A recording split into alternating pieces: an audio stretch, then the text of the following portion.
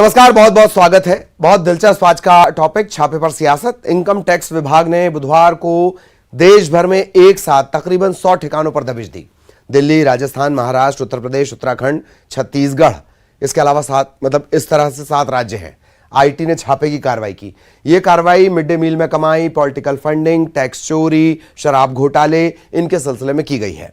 इनमें छत्तीसगढ़ का रायपुर, रायगढ़ ये भी शामिल हैं। इन छापों के बाद सूबे में सियासत शुरू हो गई है।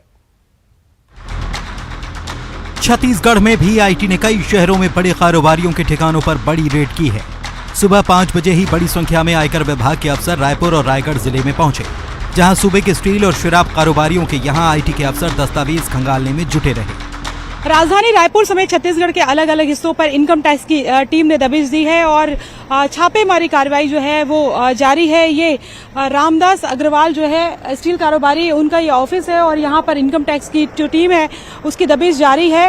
अगर हम बात करें तो रायपुर, रायगढ़ समेत प्रदेश के कई जिलों में ये कार्रवाई जारी है, जिसमें दुर्ग, भिलाई और बिलासपुर भी शामिल है।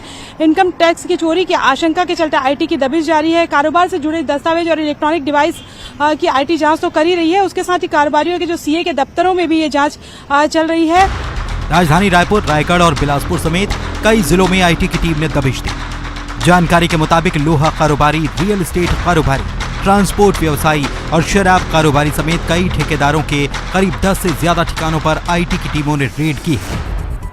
शराब व्यवसायी अमोलक सिंह भाटिया और स्टील कारोबारी रामदास अग्रवाल के ठिकानों पर के साथ ही रायपुर के ऐश्वर्या किंगडम में भी छापे जारी है। तो ये आप देख सकते हैं सीआरपीएफ के जो जवान हैं वो यहाँ पर तैनात किए गए हैं। वो है यहाँ पर गाड़ियां आप देख सकते हैं। इन गाड़ियों के जरिए जो है इनकम टैक्स की टीम यहाँ पर पहुंची है और अंदर लगातार दस्तावेज जो है वो खंगाले जा रहे हैं। रायपुर में लाविस्टा, ऐश्वर्या किंगडम और उर्ला समेत रायगढ़ के फ्रेंड्स कॉलोनी में आईटी टीमों ने दबिश दी। इन ठिकानों पर कारोबार से जुड़े दस्तावेज, इलेक्ट्रॉनिक डिवाइस की जांच चल रही है। कारोबारियों के सीए के दफ्तरों में भी जांच चल रही है। आईटी रेड को लेकर सीएम भूपेश बघेल का कहना है कि मैंने तो पहले ही बता दिया था कि आईटी के छापे पड़ने वाले हैं और अभी तो ईडी और सीबीआई भी आने वाली है। मैं तो पहले ही बोला था, अभी कौन सा आया है आईटी, अब ईडी भी पीछे पीछे आई। मैं तो पहले ही बोला था, अभी कौन सा आया है आईटी, अब ईडी भी पीछे पीछे आई।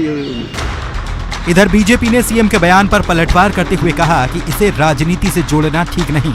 रमन सिंह जब सीएम थे तब भी छापे पड़े हैं। कि माननीय मुख्यमंत्री जी हर चीज को राजनीतिक चश्मे से देखते हैं, जो उचित नहीं है। और माननीय मुख्यमंत्री जी और उनके मंत्री को इतनी घबराहट क्यों है? आईटी का छापा कोई पहली बार थोड़ी पड़ रहा है। ये तो जब कांग्रेस सत्ता में थी, जब यूपीए सत्ता में थी, तब भी आईटी का छापा पड़ता था।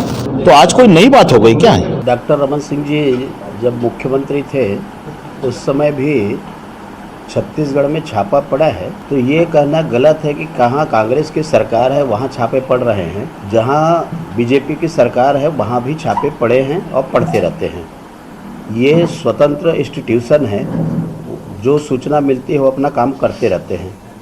इस पर राजनीति करना और आरोप लगाना मैं समझता हूँ बेतुकी है।